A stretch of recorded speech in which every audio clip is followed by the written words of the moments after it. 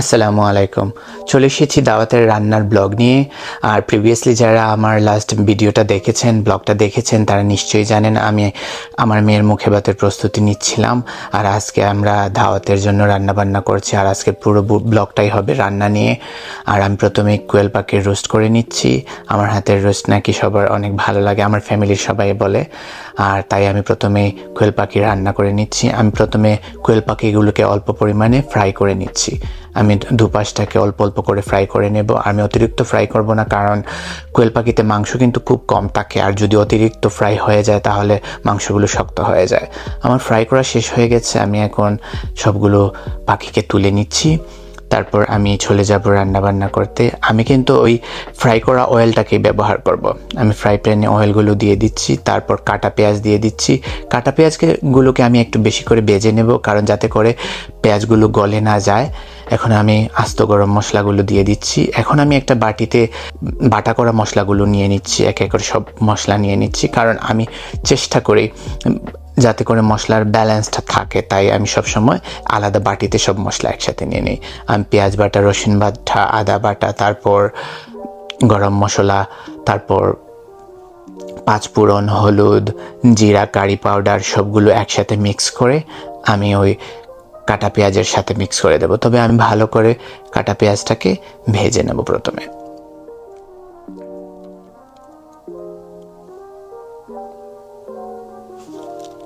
এখন আমি মিক্স করা মশলাগুলোকে দিয়ে দিচ্ছি। আর আমি সবসময় চেষ্টা করি রোস্টের মশলাগুলোকে ভালোভাবে কষে নেওয়ার, কারণ মশলাগুলো যত মজা হয় আর যত বেশি কষা হয় ততটাই ভালো হয়। আর মশলার গন্ধ থাকলে কিন্তু খাওয়াটা তেমন একটা ভালো লাগে না। তাই আমার মশলাটাই হচ্ছে সবচাইতে বেশি ইম্পর্টেন্ট। আমি কিন্তু অনেকক্ষণ কষে নেব যাতে করে ভালো করে মশলাটা রেডি হয়ে যায়। আমি এখন টমেটো পেস্ট দিয়ে দিচ্ছি, দিয়ে ভালো করে মিক্স করে নিব। এখন আমি অল্প পরিমাণে সুগার দিয়ে দিচ্ছি। এখন আমি রসুনের আচার দিয়ে দিলাম, আমের আচারও দিয়ে দিলাম। আমার আচার ছাড়া আমি আমার রোস্টটাকে কমপ্লিট করতে পারি না। এগুলি হচ্ছে মেইন ইনগ্রিডিয়েন্টস আমি বলতে পারবো। আর এখন আমি অল্প পরিমাণে কেচাপ দিয়ে দিচ্ছি। তারপর ভালোভাবে ওটাকে কষিয়ে নেব। মশলাগুলো রেডি হয়ে গেলে আমি মশলাগুলোটা একটু সরিয়ে সরিয়ে আমার পাখিগুলোকে দিয়ে দিচ্ছি।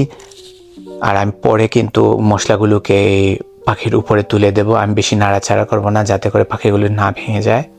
তাই আসলে আমার রোস্ট রান্না প্রায় শেষের পথে। এভাবে একে একে আপনাদের সাথে শেয়ার করব আমাদের প্রতিটি রান্না। আজকে আমার আম্মু, আমার মেজো আপু আর আমার ওয়াইফ আমরা সবাই মিলিয়ে রান্না করছি, কারণ একা একা রান্না করা যায় না।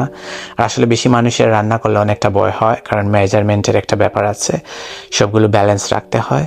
আর আশা করি সবার ভাগ্যে খাবারগুলো ভালো হবে। এখন আমরা স্টার্টারের জন্য দেশীয় খাবার চটপটি নিয়ে নিয়েছি। খাবার পরিবেশনের আগে আমরা প্রথমে চটপটি দেব সবাইকে।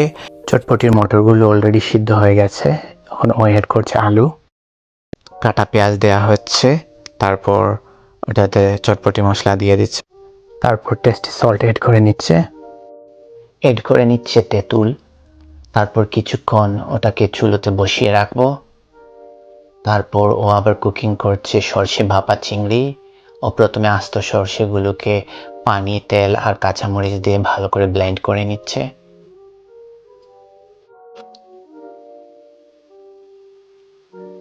এখন ও ব্লেন্ড করা সর্ষের সাথে কাটা নারকেল এড করে ব্লেন্ড করে নেবে। তারপর মিক্সগুলোকে ও চিংড়ির সাথে দিয়ে দিচ্ছে। চিংড়িগুলোকে ও প্রথমে হলুদ, মরিচ, লবণ দিয়ে একটু ম্যারিনেট করে রেখেছিল। এখন ও বাটা পেঁয়াজ দিয়ে দিচ্ছে।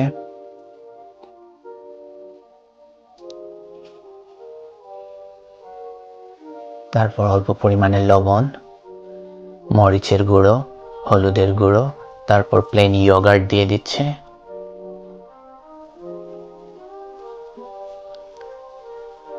এখন ও হাত দিয়ে ভালো করে ওগুলোকে মিক্স করে নিচ্ছে।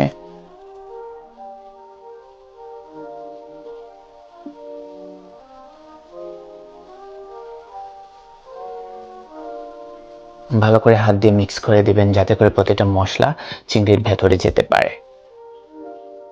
তারপর অল্প পরিমাণের পানি দিয়ে আবারও ভালো করে হাত দিয়ে মিক্স করে নিচ্ছে।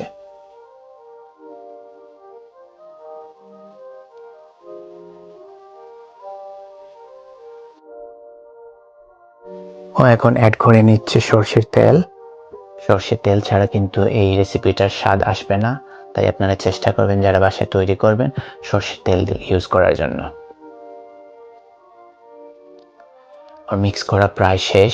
এখন আমরা একটা টিফিন বাক্সে চিংড়িগুলোকে প্রিপেয়ার করে নিচ্ছি।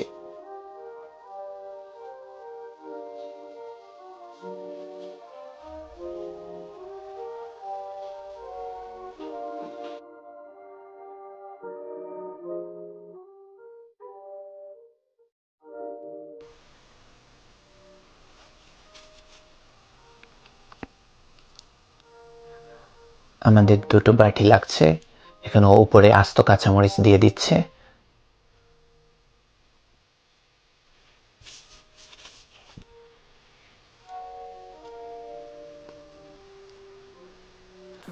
এখন অল্প পরিমাণে উপরে আবার সরিষার তেল দিয়ে দিচ্ছে। তারপর এখন লিড দিয়ে কভার করে নিচ্ছে। এখন আমরা চুলে বসে দিয়েছি, একটা বড় পাতিলে দুটো আমাদের জায়গা হয়েছে। তারপর এটাকে পানি দিয়ে আমরা এখন ভাপ দিয়ে দেব। তারপর তৈরি হয়ে যাবে আমাদের সরষে ভাপা চিংড়ি। আমার আম্মু আমাদেরকে হেল্প করছেন কাটাকাটিতে। উনি টক রান্না করবেন, সেজন্য প্রস্তুতি নিয়েছেন। এখন আমার ওয়াইফ মুরগির মাংসের ভুনা তৈরি করবে। ও প্রথমে তেলে আস্ত গরম মশলা দিয়ে ভেজে নিচ্ছে। তারপর ও রসুন বাটা দিয়ে দিচ্ছে। ও আস্ত পেঁয়াজ দিয়ে দিয়েছে। তারপর এখন পেঁয়াজ বাটা দিচ্ছে। আমরা আসলে চেষ্টা করি কাটা পেঁয়াজগুলিতে একটু ভালো করে ভেজে নিয়ে, যাতে করে বাটা পেঁয়াজের সাথে মিশে গলে না যায়। এখন ও এড করে নিচ্ছে টমেটো পেস্ট, ভালো করে মিক্স করে দিচ্ছি। ও এখন দিয়ে দিচ্ছে আদা বাটা। আদা বাটাটা আপনারা প্রায় চেষ্টা করবেন সবসময় শেষে দেওয়ার জন্য, যাতে করে হাঁড়িতে লেগে না যায়। আপনারা যদি প্রথমে আদা বাটাগুলো দিয়ে দেন তাহলে সাথে সাথে বেশি জলদি হাঁড়িতে লেগে যায়। এখন ও আস্তে আস্তে গরম মশলাগুলো দিয়ে দিচ্ছে, একে একে সব মশলা দিয়ে দিচ্ছে। এখন মশলাগুলোকে ভালো করে মিক্স করে দিচ্ছে। মশলাগুলো রেডি হয়ে গেছে। এখন চিকেনগুলোকে অ্যাড করে নিচ্ছে। এখন ভালো করে নেড়ে দিতে হবে। আমার মনে হয় আমাকে হেল্প করতে হবে ওকে নাড়াচাড়া করার জন্য। আসলে বেশি মানুষের রান্না করা অনেক ঝামেলা আর অনেক কষ্টেরও ব্যাপার। সবসময় বেশি কনফিউশন কাজ করে আসলে রান্নার ক্ষেত্রে স্বাদটা কেমন আসবে। অল্প পরিমাণে কিন্তু সবগুলো ব্যালেন্স থাকে, আর বেশি মানুষের জন্য রান্না আসলে একটু কষ্টের ব্যাপার।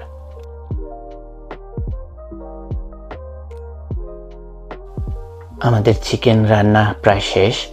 এখন আমরা চলে যাচ্ছি আচারি বেগুন তৈরি করার জন্য। আমার ওয়াইফ অনেক ভালো আচারি বেগুন তৈরি করে। আমি কিন্তু এই একটা তরকারি হলেই কিন্তু ভালো করে পেট ভরে খেতে পারি।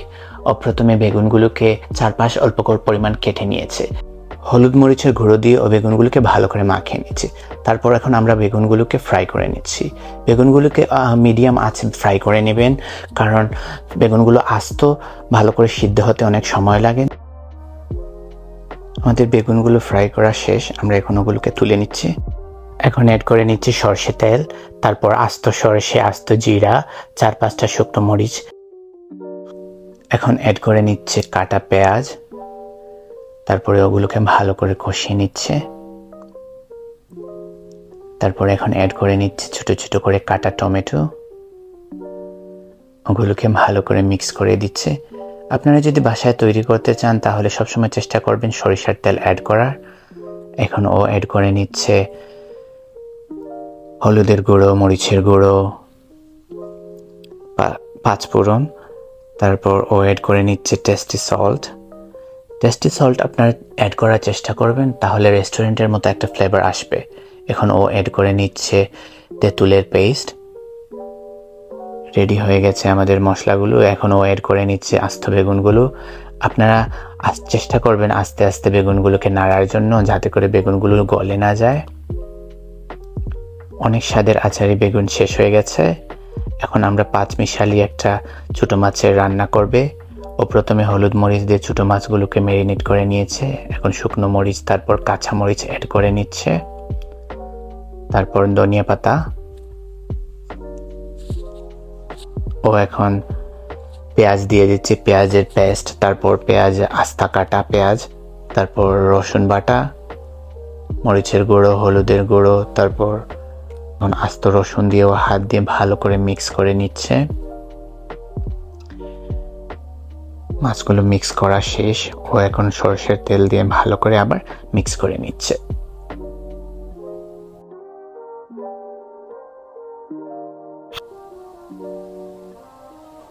এখন আমি আমার ক্ষেত থেকে নিয়ে এসেছি কুমড়ো পাতা। কুমড়ো পাতার উপরে ও মাছগুলোকে দিয়ে দিচ্ছে, ভালো করে হাত দিয়ে কুমড়ো পাতার উপরে ও ভালো করে বিছিয়ে দিচ্ছে। আর আমরা প্রথমেই একটা ফয়েল পেপার নিয়ে নিয়েছি, ফয়েল পেপারের উপরে দিয়েছি কুমড়ো পাতা।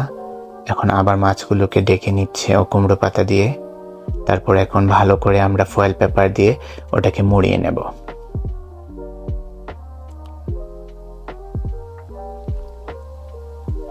এটাও বাপের মাধ্যমে হবে। আর এই ফয়েল পেপারগুলো মুড়িয়ে নেওয়া শেষ হয়ে গেলে আমরা একটা ফ্রাই প্যানে ওটাকে দিয়ে মুখ ডেকে ভালো করে চুলোতে বসিয়ে রাখব। এখন আমরা রুই মাছ ভাজি করব, তার জন্য ও পেঁয়াজগুলো, কাটা পেঁয়াজগুলোকে অয়েলের মধ্যে দিয়ে দিয়েছে। এখন আস্তে আস্তে রসুন বাটা এড করে নিচ্ছে। তারপর এখন ও গুঁড়ো মশলাগুলো দিয়ে দিচ্ছে। কাটা পেঁয়াজের সাথে ভালো করে মিক্স করে অনেকক্ষণ কষিয়ে নেবেন, যাতে করে কাঁচা মশলার গন্ধ না থাকে। এখন ও এড করে নিচ্ছে yellow paper, red paper and green paper. সবগুলো ভালো করে মিক্স করা শেষ হয়ে গেলে এখন ও রুই মাছগুলোকে অ্যাড করে নিচ্ছে।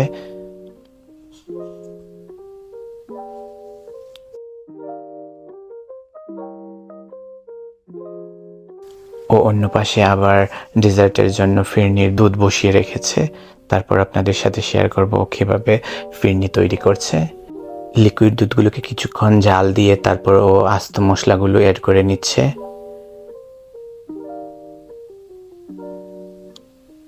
ও এখন অ্যাড করে নিচ্ছে ভিজিয়ে রাখা চালগুলো। ও চালগুলোকে প্রথমে হালকা ব্লেন্ড করে নিচ্ছে, যাতে করে চালগুলো আস্ত আস্ত না থাকে। এখন ও নারিকেলের গুঁড়োগুলো দিয়ে দিচ্ছে। আসলে খুব সহজেই ফিরনি তৈরি করা যায় আর অনেক স্বাদেরও হয়। এখন অ্যাড করে নিচ্ছে কনডেন্স মিল্ক। আমরা আমাদের স্বাদ মতো, আমরা যতটুকু সুইট খেতে পছন্দ করি সেই আমান দিয়ে দিচ্ছি। আজকে আমরা ফার্স্ট ফ্লোর এবং বেসমেন্ট দুটো জায়গাতে রান্না হচ্ছে, কারণ অনেক রান্না একসাথে কিন্তু হয় না। আমার আম্মু এখন মুড়িকণ্ঠ রান্না করছেন। উনি মশলাগুলোকে ভালো করে কষিয়ে নিয়ে শুকনো মরিচ দিয়ে দিচ্ছেন। আমার আম্মার রান্না কিন্তু অনেক স্বাদের হয়। ওনার বয়স 76, সেই বয়স অনুপাতে কিন্তু উনি এখনও আমাদেরকে রান্না করে খাওয়াচ্ছেন, সেটা আসলে অনেক ভাগ্যের ব্যাপার। মুগ ডাল দিয়ে উনি রুই মাছের মাথা দিয়ে মুড়িকণ্ঠ করছেন, অনেক স্বাদের হয়, আমরা অনেক পছন্দ করি, তাই ওনাকে এই দায়িত্বটাই দেওয়া হয়েছে। ডালগুলো তৈরি হয়ে গেছে, অল্প পরিমাণে পানি দিয়ে ভালো করে জাল দিয়ে দেওয়া হচ্ছে। এখন আমার আম্মু আরো পানি অ্যাড করে নিচ্ছেন।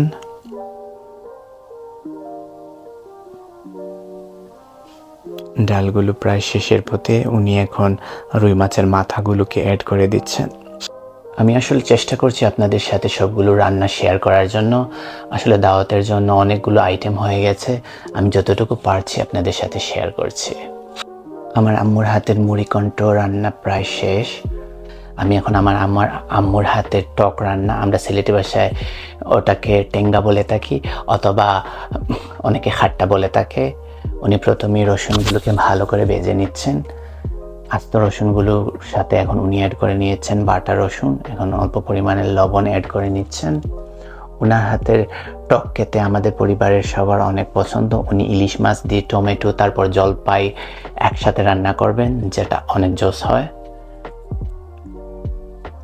এখন উনি অ্যাড করে নিচ্ছেন বাটা পেঁয়াজ। মশলাগুলো রেডি হয়ে গেছে, উনি এখন জলপাই কাটা টমেটোগুলোকে অ্যাড করে নিচ্ছেন। ওটাকে এখন ভালো করে কষিয়ে নেবেন।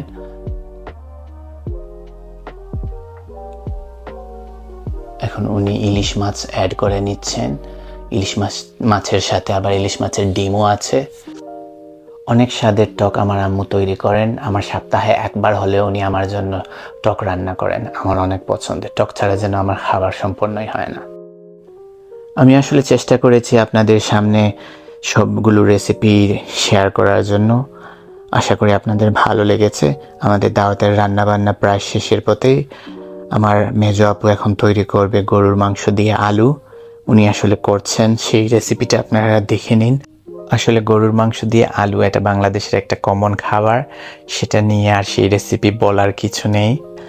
আর তার ফাঁকে আমি আপনাদেরকে বলে রাখি, আমি আসলে চেষ্টা করেছি ব্লগগুলোকে সুন্দর করে আপনাদের সামনে প্রেজেন্ট করার জন্য। প্রথম ব্লগটা যারা দেখে নিয়েছেন, এখন সেকেন্ড পার্টটা দেখছেন, আর ফাইনাল পার্টটা দেখার জন্য অপেক্ষা করুন। আশা করি আপনাদের ভালো লাগবে। আমার মেয়ের মুখে ভাতের অনুষ্ঠানের ব্লগটা আসলে চেষ্টা করেছিলাম একটা ব্লগে দেওয়ার জন্য, কিন্তু অনেক লম্বা আর অনেক সময়ের ব্যাপার, আপনারা যাতে বিরক্ত না হন তাই 3 পার্টে এটাকে বিভক্ত করে রেখেছি। আশা করি আপনাদের ভালো লাগবে। আর যারা আমার চ্যানেলটাকে ইতিমধ্যে সাবস্ক্রাইব করে নিয়েছেন তাদেরকে অসংখ্য ধন্যবাদ। আর যারা এখনো পর্যন্ত আমার চ্যানেলটাকে সাবস্ক্রাইব করেননি, প্লিজ সাবস্ক্রাইব করে নিন। আর নতুন ব্লগ পেতে হলে বেল আইকনেও ক্লিক করতে ভুলবেন না, আর ভুলবেন না বন্ধুদের সাথে শেয়ার করতে। নতুন ব্লগ নিয়ে আসার আগ পর্যন্ত আপনারা ভালো থাকুন, সুস্থ থাকুন। আসসালামু আলাইকুম।